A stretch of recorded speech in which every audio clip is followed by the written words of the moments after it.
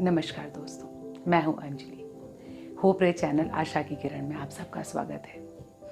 आइए दोस्तों, एक कहानी सुनाते हैं आपको। दोस्तों, एक बार की बात है, एक गांव में बाढ़ आ गई। बाढ़ का पानी धीरे धीरे गांव में भरने लगा।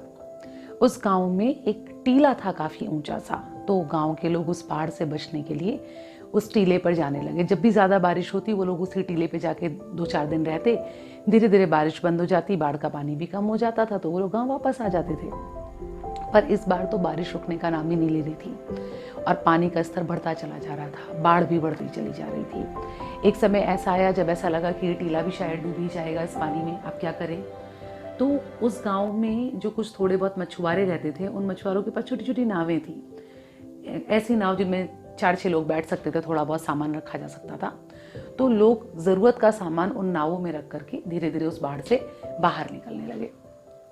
जब इस दौरान सब लोग धीरे धीरे करके उन नावों से बाहर जा रहे थे, तो एक व्यक्ति के पास उसका एक पालतू कुत्ता था। वो व्यक्ति उस कुत्ते को छोड़ने को तैयार नहीं था। उसने कहा, जाएंगे तो हम अपने इस कुत्ते को भी साथ ले जाएंगे। तो लोगों ने बहुत समझाया कि देखो, कुत्ता है, सफर में परेशान करेगा, छोटी सी नाव है, अगर कहीं भी जरा भी परेशान करेगा और कहीं भी अगर नाव का संतुलन बिगड़ा तो नाव पानी में गिर जाएगी और फिर तो सभी डूब जाएंगे। पानी बहुत ज्यादा भर चुका है और पानी गहरा भी बहुत है। पर वो व्यक्ति नहीं माना। उसने कहा, तो फिर मुझे भी यही छोड़ दो, अगर मेरा कुत्ता साथ नहीं जा सकता तो मैंने इसको जीवन भर पाला है, मैं इसको छोड़ नहीं सकता। अब भाई, गांव के लोग क्या करते हैं, उन बुजुर्ग की जान तो बचानी थी। खैर, उनके कुत्ते को भी साथ में ले लिया गया। जैसे ही नाव थोड़े गहरे पानी में पहुंची, जहां पे आसपास से कहीं किनारा भी नहीं नजर आ रहा था, चारों तरफ पानी ही पानी था, तो उस कुत्ते ने उछलना कूदना शुरू कर दिया। वो कभी इधर भौंकता, कभी उधर भौंकता, कभी इधर उछलता, कभी उधर उछलता। लोगों को लगता नाव अब पानी में गिरी कि नाव अब पानी में गिरी, क्या करें? वो सब लोग उस व्यक्ति से बार बार कहते कि देखो, तुमसे पहले ही कह रहे थे इसको लेकर के मत आओ। लेकिन अब कर क्या सकते थे? कुत्ते को लेकर के आ चुके थे और वो लगातार परेशान कर रहा था। मालिक भी उसका बहुत शांत कराने की कोशिश उसको कर रहा था, लेकिन वो किसी की सुन ही नहीं रहा था। उसको तो वो नाव बिल्कुल एक खिलौने जैसी लग रही थी कि उसको एक नए तरीके का खिलौना मिल गया खेलने के लिए। उन लोगों को लगा कि अब तो इस नदी से पार कर पाना बहुत ही मुश्किल है, जितनी ये बाढ़ आ गई है, आज लगता है इसमें डूब ही जाएंगे। तभी उन लोगों में एक युवक बैठा था। उसने कहा, काका जी, अगर आप कहिए तो मैं आपके इस कुत्ते का उपचार कर दूं। तो उन्होंने कहा, अगर बेटा कोई उपाय है तो जरूर कर दो। तो उसने कहा कि बस 2 मिनट लगेगा, अभी उपचार होता है। तो सब लोग उसे देख लेंगे, क्या करोगे? जब तक कोई कुछ समझता कि ये लड़का क्या करेगा, उस लड़के ने उस कुत्ते को उठाया, उस पानी में फेंक दिया। कुत्ता जाके पानी में गिर गया। सब हक्के बके, अरे ये इसने ये क्या किया? और कुत्ता उस पानी में हाथ पैर मारने लगा, उस पानी से बाहर आने के लिए छटपटाने लगा, नाव की तरफ आने लगा, बीच बीच में नाव पकड़ने लगा।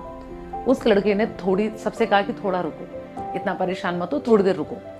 जब कुछ देर वो कुत्ता उस पानी में बहुत परेशान होकर के, बहुत सारे हाथ पैर मार के, जब वो हताश होने लगा, तब उसने उस कुत्ते को पकड़ा और नाव में वापस चढ़ा लिया।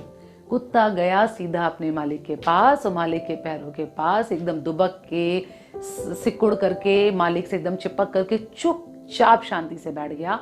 और उन लोगों ने जो है वो रास्ता शांतिपूर्वक पार कर लिया और वो सुरक्षित एक साफ, अच्छी जगह, सूखी जगह पर आ गए।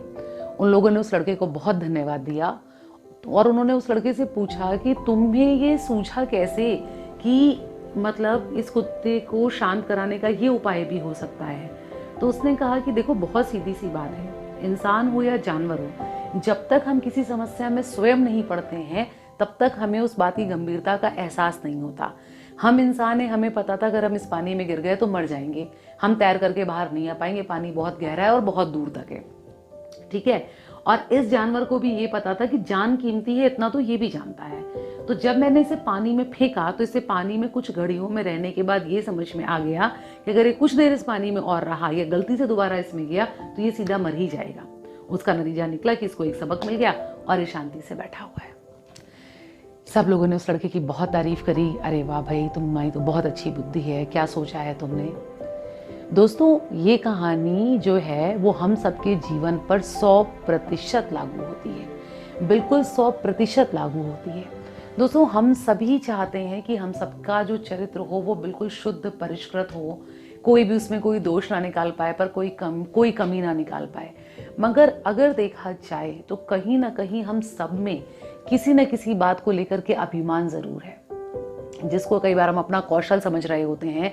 हुनर समझ रहे होते हैं, कहीं ना कहीं उसमें थोड़ा बहुत अभिमान, थोड़ा बहुत दंभ भी छिपा होता है कि हमें लगता है हम तो इस चीज़ में बड़े सक्षम हैं।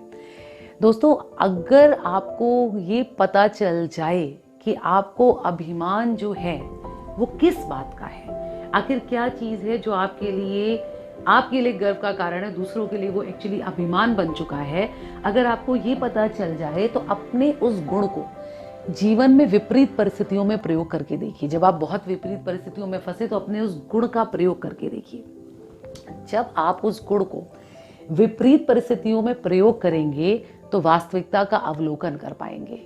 उस गुण की वास्तविकता का अवलोकन विपरीत परिस्थितियों में होने से वो गुण संयमित होकर के एक सीमित रूप में आपके व्यक्तित्व में संलयित हो जाएगा, आपके व्यक्तित्व में संलयित हो जाएगा और उससे जो संयम उत्पन्न होगा वो आपके व्यक्तित्व को पूरे तरीके से परिष्कृत कर देगा।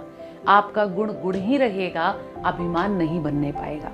जैसे कि वो कुत्ता, उसका उछलना कूदना, उसका भौंकना, ये उस कुत्ते का गुण है। हम सब जानते हैं कि जानवरों का गुण है, ये कुत्ते का गुण है, लेकिन सबको मालिक के मना करने के बाद भी, सबके मना करने के बाद भी अपने अभिमान में वो सबको परेशान कर रहा था।